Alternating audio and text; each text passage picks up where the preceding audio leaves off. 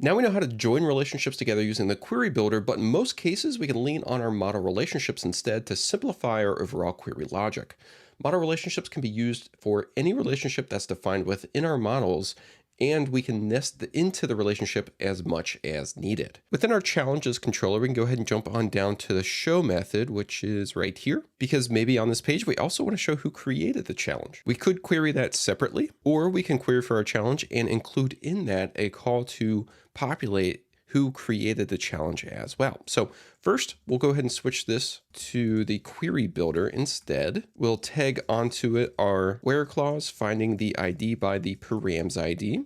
And then we only want the first, and we also want to fail if a result cannot be found. This now matches the static first or fail query that we just got rid of, just this time using the underlying query builder. But instead, what we can now do is go ahead and preload with this query the created by relationship that we've defined on the challenge model. And this created by relationship is of type user. So now what we have access to is the challenge.created by property with all of that user's details as defined by the model. So we could do dot to get access to that user model and all of its data. So if we wanted the email, we could grab the email just like so. And since we have included that with our challenge query, that will be populated. Furthermore, the loaded relationship also gets its own query builder that we can have access to via this second argument here. This comes through as a callback. So we have the query builder accessible here specifically for the created by user. So if we want to limit the number of columns that we're getting back for this relationship, we could perform a select on our user and say that we just want the ID and the full name. Since we're now selecting just these two columns, the actual email property off of our created by will no longer be populated because we're not selecting it from the database anymore. Instead, we would need to switch this to something like full name. This type of relationship loading using the preload method off of our query builder is called eager loading because the relationships are immediately requested. Lucid will then build these preload queries in a manner that minimizes the number of overall queries needed and account for the n+1 problem. For example, if you have 50 challenges and want to load the creator for each, the n+1 problem will be fetching the challenge, then looping over them to then query the creator one by one, using a separate query for each for a total of 51 queries just to get that data. Eager loading solves this by instead using just two queries, querying for the overall challenge and then grabbing all the challenges creator IDs, fetching all of the creators using that creator IDs array. Then finally, it will populate the related creator into each of the challenges based off of the ID. It's also important to note that since Lucid's going to use the IDs to match these preloaded results together, if we're selecting specific columns on our preloaded queries, we will need to include the IDs so that Lucid can perform its match as needed for the data that we're after. Although preload can be more efficient with lists of data, there's no real benefit when working with singular records as we are here though. In these situations, we may choose to lazy load the relationship by loading it at a point disassociated with the original query. And this pairs very nicely with those static model methods like we had originally here in our show. So I'll go ahead and leave this particular use here on our show as is as an example, because overall there's nothing wrong with this approach. And we will take a look at lazy loading relationships within our edit method here. So this one's still pulling from our challenges array. So I'll leave that intact for right now and just comment it out so that we can compare. So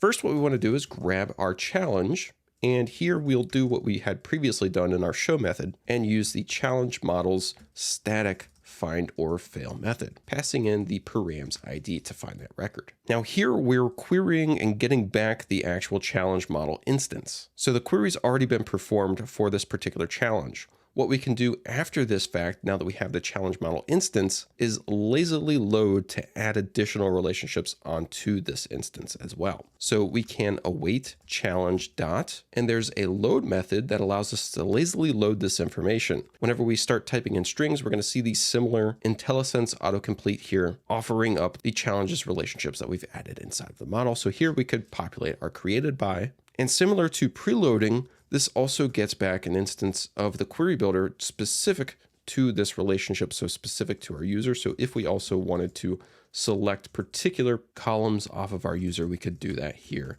as well. We'll leave this one simple though, and just call load. If we have multiple relationships to lazily load in this manner, we would just add another await challenge load, and load them like so. For editing, we don't really need any relationships. So just for demonstration purposes, I'll go ahead and just load in the created by here. All right, we can get rid of our comment now. We're done with that. Overall, it's easy to confuse these two. They both do the same thing, just in a different manner. Preload works in conjunction with our query builder and fixes that n+1 problem and is fantastic when querying lists, while load lazily loads the data after we have already fetched the preliminary model that we want to work with. Now, you may have seen this within autocomplete while I was typing, but we can also use dedicated methods to load in relationship counts and aggregates as well. When lazy loading, as we are here in our edit method, the methods to do such are load count and load aggregate. So for example, if we wanted to include the number of participants for a challenge, we can await challenge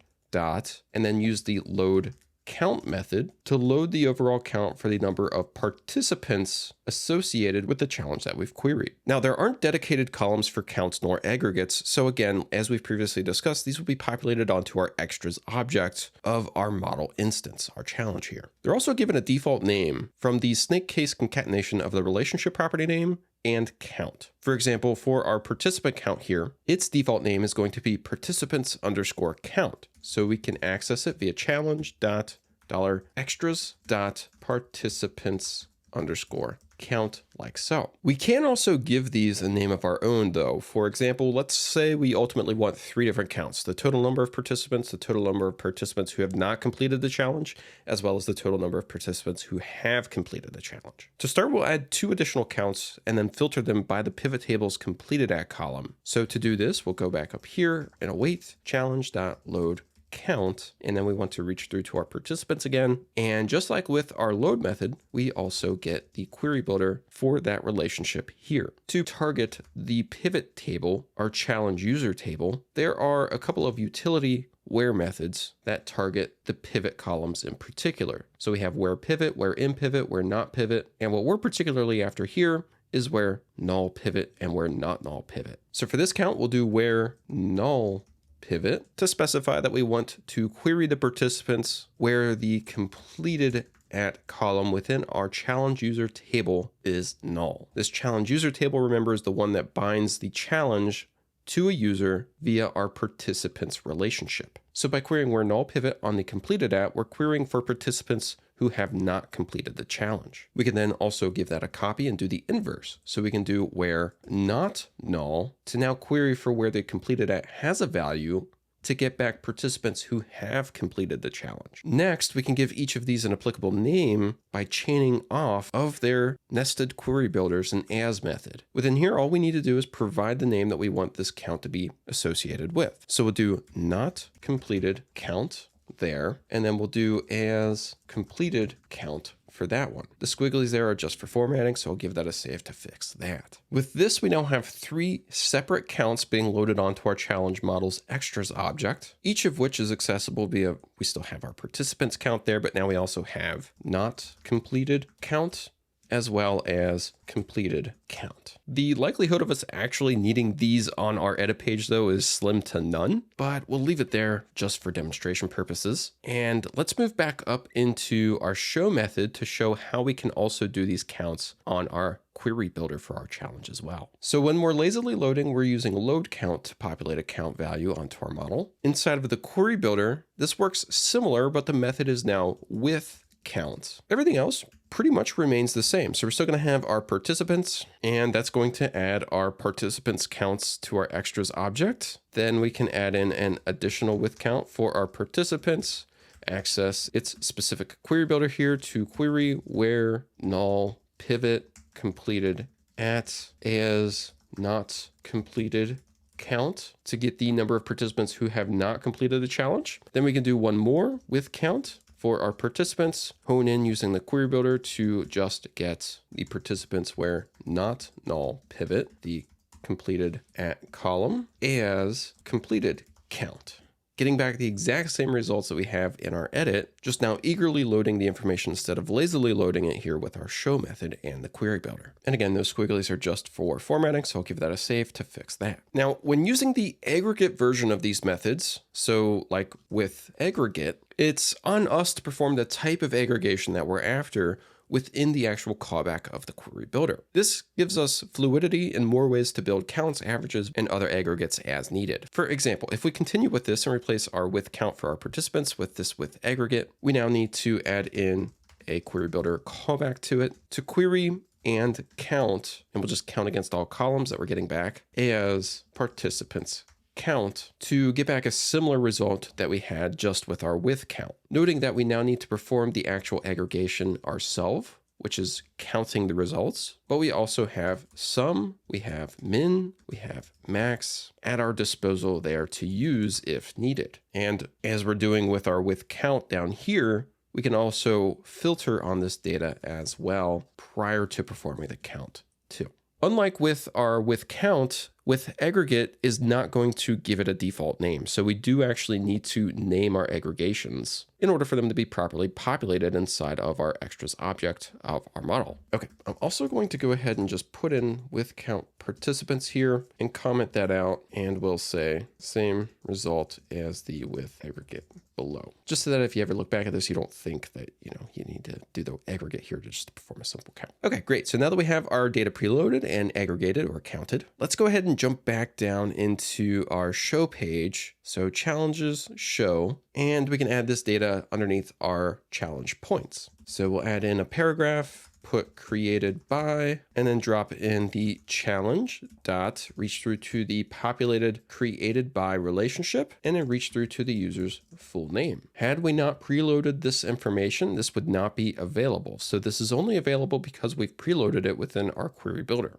Then we can go ahead and add in our participants count. So we'll do challenge, reach through to the extras, and then we'll drop in the participants underscore count there. And then in addition to that, we'll drop that down onto a new line. We'll put in parentheses, challenge dot extras dot completed count, followed by the text completed, to list out the overall total number of participants for the challenge, as well as the number that has completed the challenge. Now, we didn't mark any as completed within our seeder, so all of these are going to be coming through as zeros by default here across the board. But with that saved, we can go ahead and jump back into our browser, and let's jump into one of our challenges. And so now we can see that this particular challenge was created by Dane and has 6 total participants with 0 that have completed the challenge as expected. If we jump over to a different one, we can see that this one was created by John. This one also has 6 participants. I think we gave all of them 6 participants. So yeah, all that seems to be working a-okay. Returning back into our challenge controller, I'm going to hit Command P, which opens up a list of our recently opened files. And you can just hit Command P one more time to go down a file and then just release it, and it will jump us directly into our challenges controller. And let's go ahead and scroll back on up to where we have our index method and our join happening,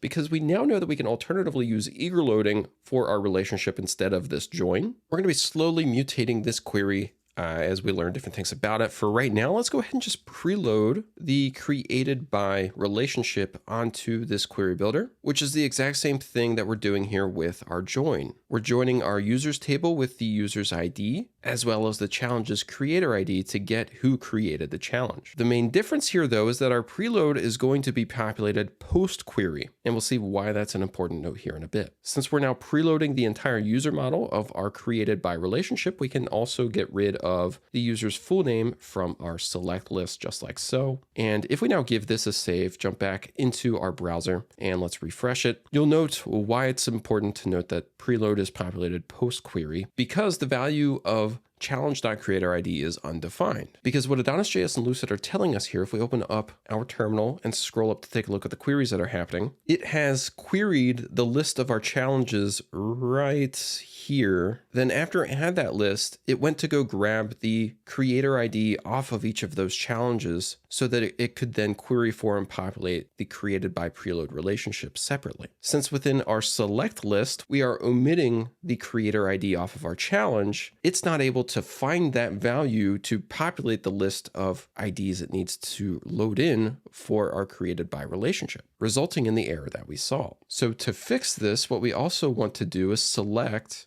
the challenge's creator ID. Since this only exists on our challenge model, we're okay to use that as is. We could also do challenges.creatorID there as well to be specific. So we'll give that a save. We'll scroll back down to the bottom of our terminal here, jump back into our browser, and give it a refresh. And now with that one column included, AdonisJS is now able to map our relationship properly for the preload that we're doing on our created by to make everything work.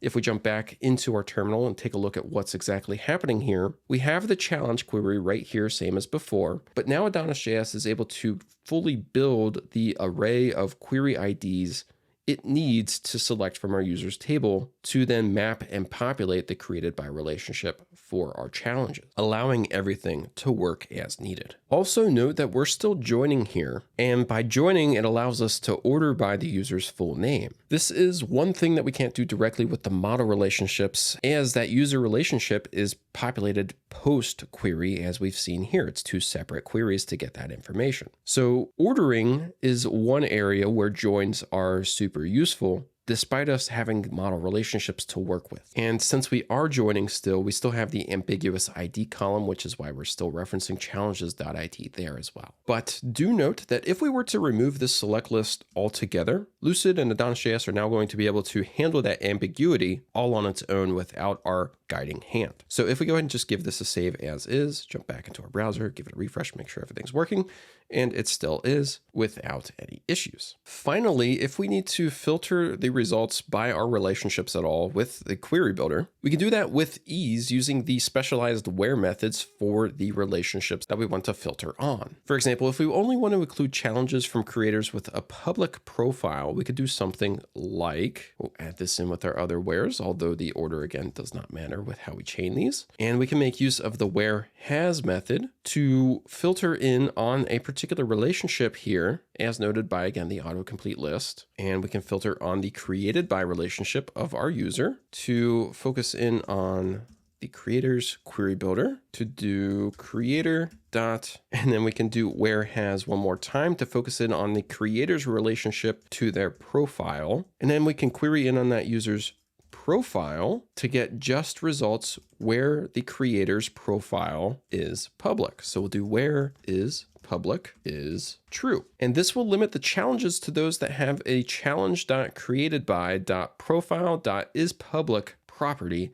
set to true. So that we can see exactly what this is doing within our SQL, let's go ahead and simplify this query a bit. So we'll get rid of our other wheres, and we'll also get rid of our join and order by here to just do the where has as well as the preload. I'm also going to go ahead and get rid of this console log. I think we're done with that. We'll give this a save, jump back into our browser, refresh it to make sure that that kicks off, and then we'll jump back into our terminal here so that we can see the query. What you'll note is that our where has been transitioned to a where exists inside of our query. So it's doing where exists, select star from user, to query in on our created by relationship. And then to that subquery, it's adding in another one with a where exists for the profiles relationship to our creator's profile to limit those where it is public. And then it's also adding in the appropriate wheres to match the records one-to-one as well. Then of course we have the subsequent request to select the overall creators to perform our preload as well. So of all of the challenges that we've queried here, the creator ID column contained a distinct list of creator IDs for 1, 3, 4, and 2 for my particular query here. Since we used a seeder to populate all of this dynamically, do note that your list of IDs is probably going to vary a little bit there as well.